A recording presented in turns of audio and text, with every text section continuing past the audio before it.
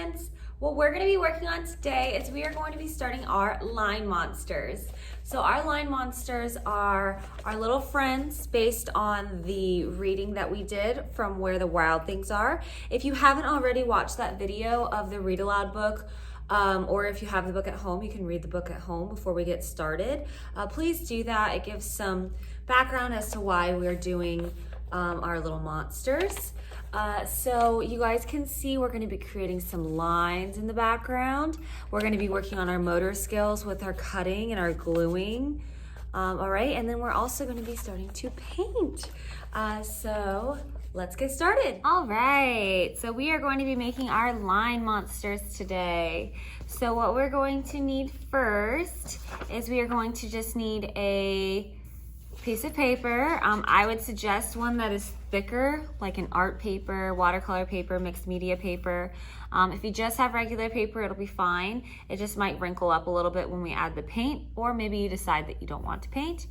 You are going to need crayons or oil pastels if you have them. That's what we'll be using in the classroom. But if you have crayons at home, these actually work just kind of like oil pastels. You just need to use something that is wax based. So we're going to be using these and watercolor paint. So we use something that's wax based so that it can resist the paint. So whatever lines we make will still show up once we add the paint on top of our lines. So what we're going to be doing, our last project, we practiced all of our different kinds of lines. So we are going to do one last activity with our lines before we move on to shape. So we are going to be making the background of our monsters using different lines that we have already learned. So what we're going to do is I'm going to start off first. This down here. Grab one color, whichever color you want to, of your crayon or your oil pastels, and you are going to make a straight line across the top of your paper. So we're going to go ahead and you're going to make a straight line. Okay, you're pressing kind of nice and hard. Beautiful, especially if you're using crayons, you need to press pretty hard.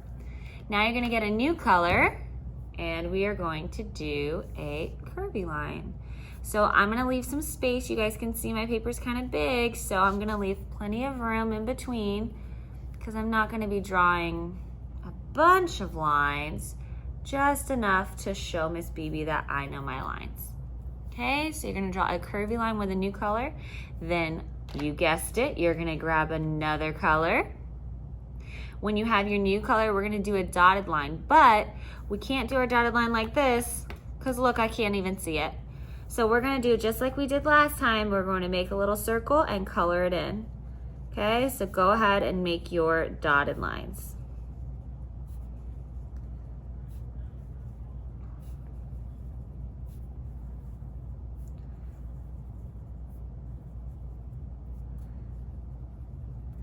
All right, and grab a new color. All right, next is Miss BB's favorite. We're gonna make our zigzag lines.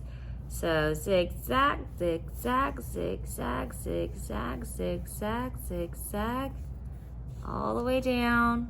You see how I'm going from end to end here. Alrighty. Now we're going to grab a new color. And we're gonna do a dashed line. A dashed line is like those lines that are in the road when you look out the window when your mom or dad is driving, and you guys can see how they separate the road. It goes dash, dash, dash, dash, dash, dash. Y'all see that? Okay, so go ahead and make your dashed lines and grab a new color.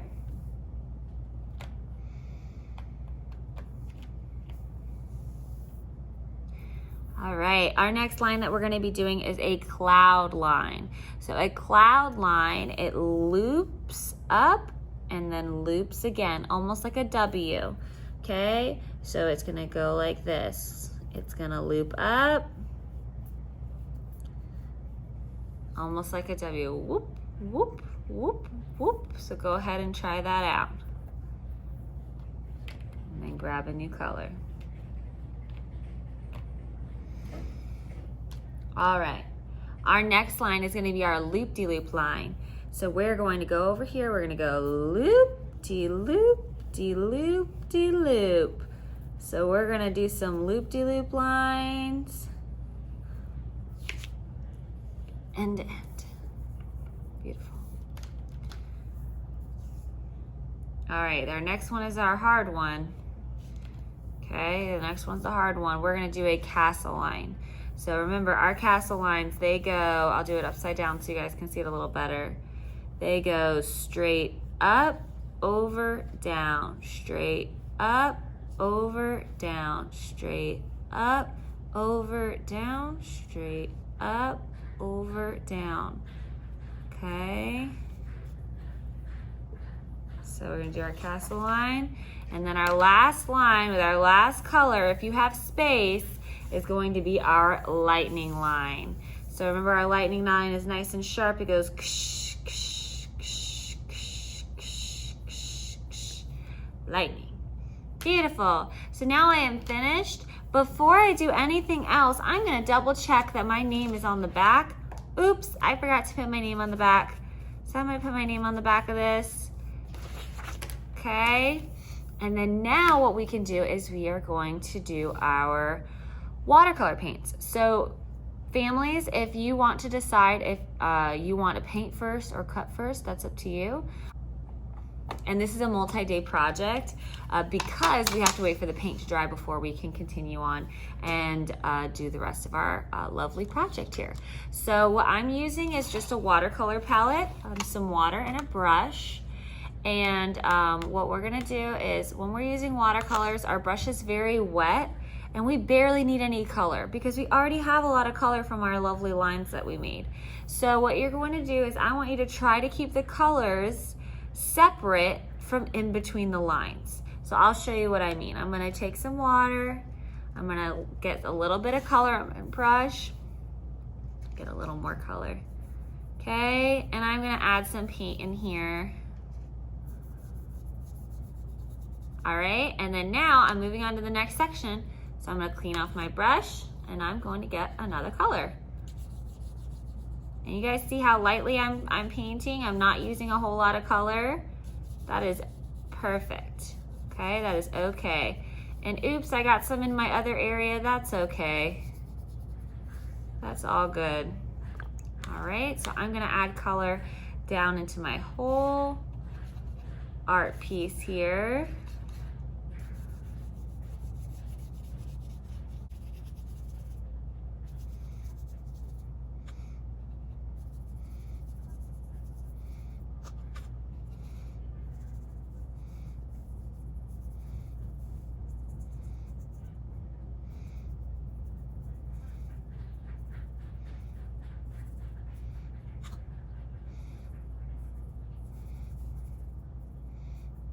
All right.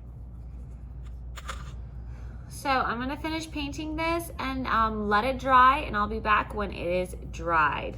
Now that my paper has dried, it is dry to the touch. It doesn't feel damp or wet anymore. You have to make sure that it is dry all the way, because if you try to cut your paper while it's still wet, it's going to tear your paper, which might make for a pretty cool looking monster, but we're just gonna try to make it so our paper doesn't tear. So what you're gonna do is you're gonna take your paper, you're going to turn it over. We're gonna go to the bottom of our paper, the bottom corner over here, and you're going to make a curved line that goes up to one corner to make one ear, another curved line up to the other corner to make the other ear, and then curved all the way back down to the other edge.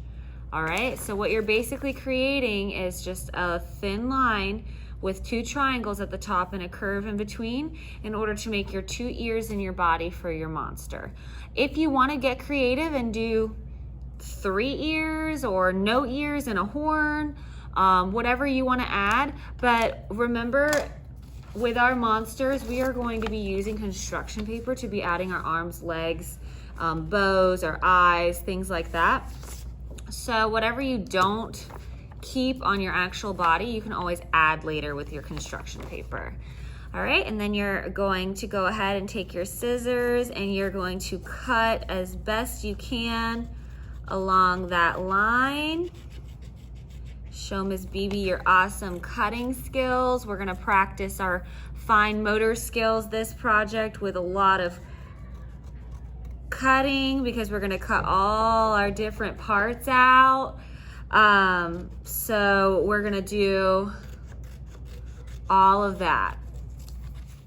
All right, so now we have our lovely little body here. So what we're going to do, what my in-class students are doing is I'm passing out a row of teeth to every student and however many eyeballs they want. So on mine, I made my monster kind of normal looking. My monster's very friendly, but maybe your monster is gonna have 6 eyes or 10 eyes or 30 teeth or I don't know, instead of bows in their hair, maybe they have extra horns or they have, they're wearing a baseball cap. It's up to you to get creative with how you want to do your monster. So what I would suggest parents, if you're watching, creating these little triangles for the teeth and little circles for the eyes for your student to cut out. It really helps with practicing their fine motor skills and practicing using scissors and cutting on a line. So if you would like to do that for them, that would be very helpful. If not, what we can do, students, is we can go ahead and we're gonna make our eyeballs first. You're just gonna draw one circle, and that's all you're gonna draw, just one circle. And you're gonna try to cut as best you can. You see how I'm using the back of my scissors and I'm just squeezing really lightly. I have a lot more control when I use just the back of my scissors. If I go like this, I have way less control and my lines are gonna be straight instead of curved. So I'm using the very back end of my scissors and I'm just lightly squeezing, squeezing, squeezing, little squeezes until I have my eyeball. So I have one eye. I'm gonna take my eye, I'm gonna trace it so I know that it's even. And I'm gonna make my second eye. So this is a way to do it if mom or dad can't make your circles and triangles for you. Okay, so that's how you'll cut your eyes.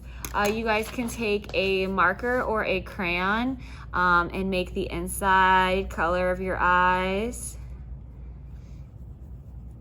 Maybe your monster has different colored eyes, it's up to you. And then what we need to do after our eyes is we're going to cut and glue our mouth. So for your mouth, you're going to need a black piece of paper. For this one, if you want a happy monster, your mouth is going to be almost like a big U. If you want a funny looking monster, you could take a black piece of construction paper and you can make a big oval, make it pretty big so that you can fit teeth inside there. And then you're gonna cut along your oval.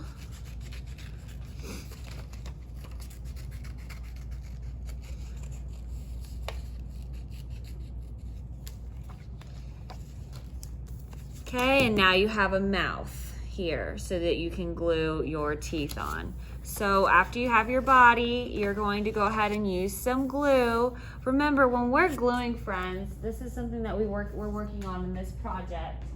You guys are going to be using liquid glue, okay? Liquid glue is not something that you guys use in the classroom. I know your teachers in kindergarten, in first grade, they might use liquid glue, but I know for sure in kindergarten, they don't let the students use these. But in art class, we learn how to use them. So they're closed like this. You're gonna turn it so that it's open and it comes out very fast. I wanna show you guys how much glue you need. It is like nothing.